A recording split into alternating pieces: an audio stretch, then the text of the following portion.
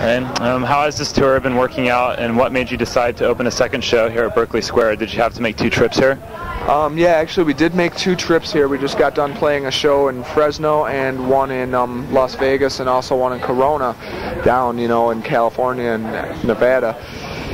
But we decided to come back here because a lot of kids couldn't make it into the first show because it's a really small club. Usually we play places like the Omni and One Step Beyond, and they're a lot bigger, and all those are closed now. So we're lucky. I mean, everybody at this club's been really nice and real cool people. They said we could come back up. We had a day off on Wednesday anyhow, so why not play? We had such a good time the first time. Tonight was even more fun, man, because we got to, it was a lot of fun. Definitely, we really enjoyed tonight's set.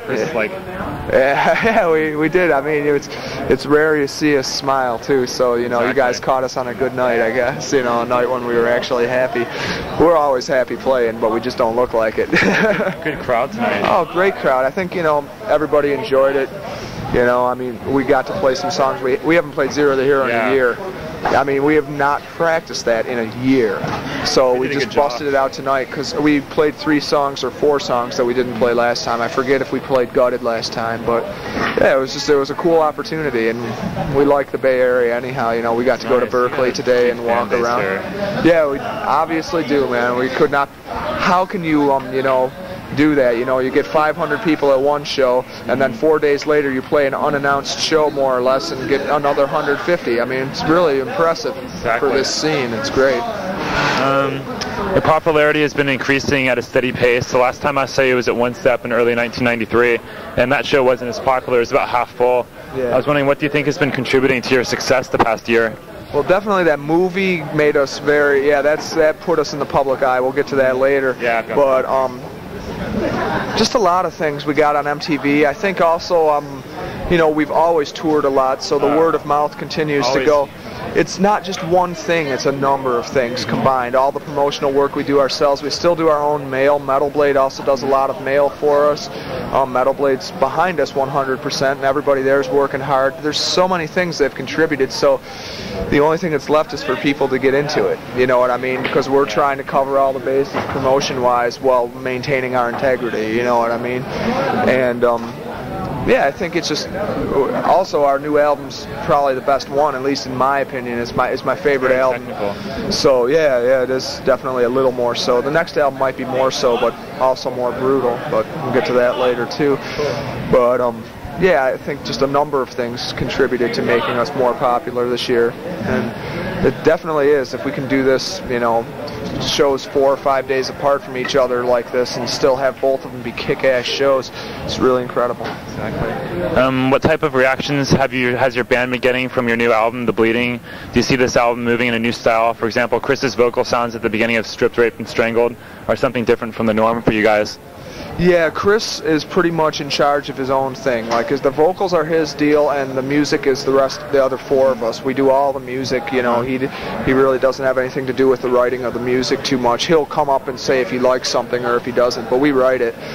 I don't know. I mean, the direction we always wanted to go in was just doing heavy stuff. And that'll be where it continues, just like getting really brutal and stuff. We want to keep it fast and heavy. Exactly. We just tried maybe a slightly different route, but it's pretty close to the original path that we set out to make. It's just maybe better.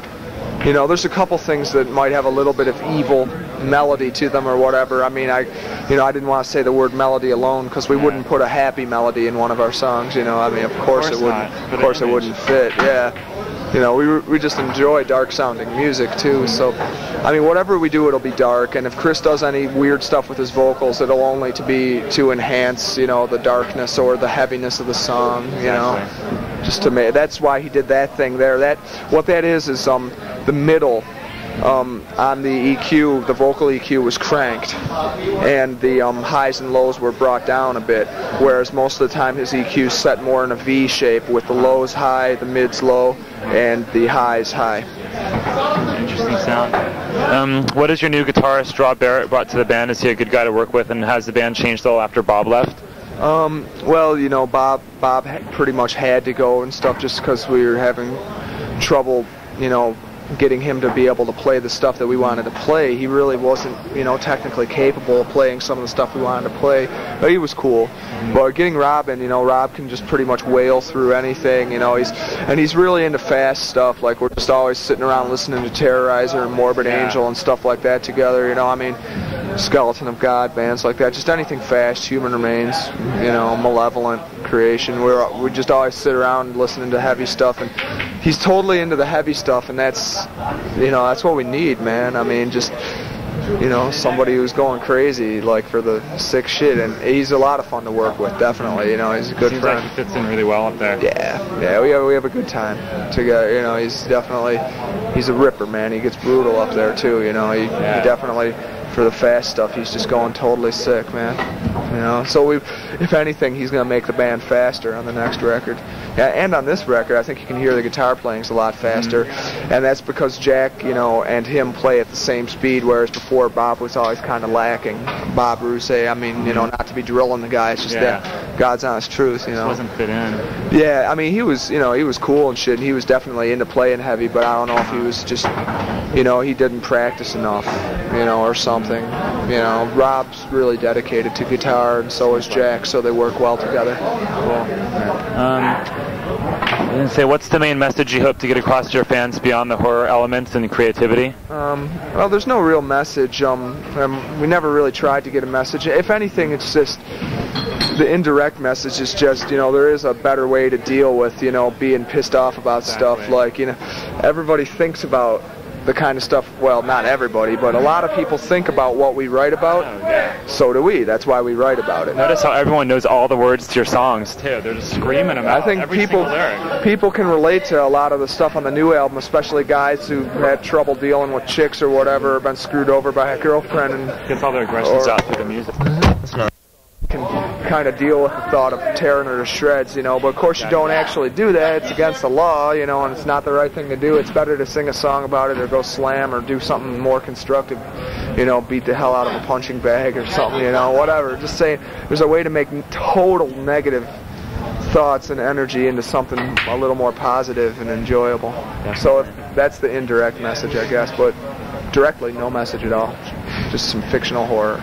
How did you hook up with Vincent Locke back when Eaten Back to Life came out, and what's it been like working with him and his artistic talent on the past 3 albums? It's been cool, you know. We don't speak with Vince too much. Chris is the one who talks with him. I've never met him or spoke with him. He's a pretty quiet guy from what Chris says, and yeah, he rules, man. I mean, he's helped us out a lot. He's, you know, his artwork helped us get noticed where a lot of bands may not have, you know, and you know, there's a lot of good bands that just didn't market themselves that well. A lot of great bands, you know. Yeah. I mean, it wouldn't be the only reason why people would come to see us, but it's definitely helped us. You know, people don't come to a concert to see an album cover, but it definitely does attract their attention to it in the record store, to the band's music. Did with me, I bought your first record. Yeah, that's what it is. It's a great rapper for what we consider to be, you know, decent, you know, good music that we put a lot of work into. It's a good way to get our music noticed, you know, and he's great. He's a very creative guy. We give him a bass idea and he builds on it. You know, very creative, and I love his style. You know, there's technically better artists, I suppose, but I really like the character that he puts into his work. You know, it's really dark. Yeah, very good artist. What bands have you been listening to lately, either death metal or other styles? Well, I listen to some stuff like the Jonas Hellborg group from Sweden. That's Swedish bass player and a drummer and a keyboard player. Also, he's got some other albums out and stuff like that. I still listen to a ton of death metal, like Morbid Angel. All three of their albums I listen to all the time, and Slayer, you know, Possessed, and you know, some of the older stuff. And then of the newer stuff, I like Human Remains, Is Killer, Skeleton of God. You know, we listen to a lot of heavy stuff still. I do anyway. You know, and like Terrorizer. Terrorizer's still that album, and never get bored listening to that, man. What are your plans for the future? Have you been working on a video or some more songs to be released in the near future? No more videos for me. I don't really like doing videos too much. I'm not into. I mean, it's cool, you know. I don't have any problems with MTV or anything like that. I just don't really like doing the video thing, I'd rather have people just come see us live, you know, because that's the only way they're going to get a real impression of what the band's about. The video's cool. The one video we did do was good, but yeah, we have no plans for that in the future. As far as a new album goes, that'll be 1995 for sure. We'll have something ready. How did the Ace Ventura project come about? Jim Carrey was into our stuff, I guess, and they had a scene where they wanted to do something with a heavy band where there'd be slamming and shit like that, so Jim wanted us to do it. They got into Morgan Creek, got in touch with Warner Brothers, asked them, and Warner Brothers said, well, we have this label Metal Blade, they probably have somebody, and they mentioned Cannibal, and they're like, you know, okay, yeah, they're on Metal Blade anyhow, so it was kind of keeping it in the family, because Warner works with Morgan Creek and with Metal Blade, and Jim was totally into our stuff anyhow, and he's into Napalm Death and other bands like that. I guess he just recently got into it over just the past couple of years, but he was super cool. So it was mainly Jim Carrey's idea. If it wasn't for him, we wouldn't be in that film. That's how it came about. You know. Have you noticed any new fans since you got such a wide coverage in that film? Millions of dollars worth of people saw you in that. Yeah, maybe a little. If anything, it just made our name more visible to the people who don't like us. Everybody who already liked us, I don't think it's going to make it that much bigger, although we did start selling maybe a couple hundred more albums a week when that came out, which that's cool, you know, because we hadn't toured in a year in America, so to sell a couple hundred more records, that's of all of the releases combined, because of the movie, it was cool. And then when The Bleeding came out, that really skyrocketed. I don't know if that has to do with the movie. I'm sure it didn't hurt, that's all I can say, but we really don't know how much of an effect it's had. Time to go. Okay, almost. How many questions like you got? Two. Two. Okay, yeah. I think we can just whittle through these questions. So we'll be right on. Oh yeah, is your music screwed with in its transition from live playing to all the digital electronics that go into recording these days? We don't really do very much. I mean, like the one thing they do is some sample kick drum and snare to make it more of a steady thing. Like that is, it's him playing. You know what I mean? It's like when he's playing it, but it makes it so it's the same tone every time it hits. But otherwise, no, we don't fuck with it. We don't even use tube amplifiers. We use solid state heads. The guitars and the bass and everything is just played, you know. So I mean, I think you can hear it's pretty close live. I mean, though of course there'll be a few mistakes live because we're banging, and in the studio we're not banging or whatever. But and also in the studio you can fix mistakes that you make in parts of songs. But you know. It's pretty close live, I think, and we don't do anything that extravagant with effects that it would be something we couldn't imitate in live. You know, really, there's almost no effect. It's pretty no frills for the most part. You know, except just sampled kicks and snare, and everybody does that. Believe me. Exactly. You know, it's a standard operating procedure nowadays. You know, I mean, we on the first album it was not done though, so that shows you. You know, it's still pretty much the same deal, but it just makes it sound a little more solid to have it sampled like. No, the last question, I guess. What do you still want to accomplish with Cannibal Corpse that you haven't accomplished yet? I don't know, just outdo the last record. You know, like we just don't want to change.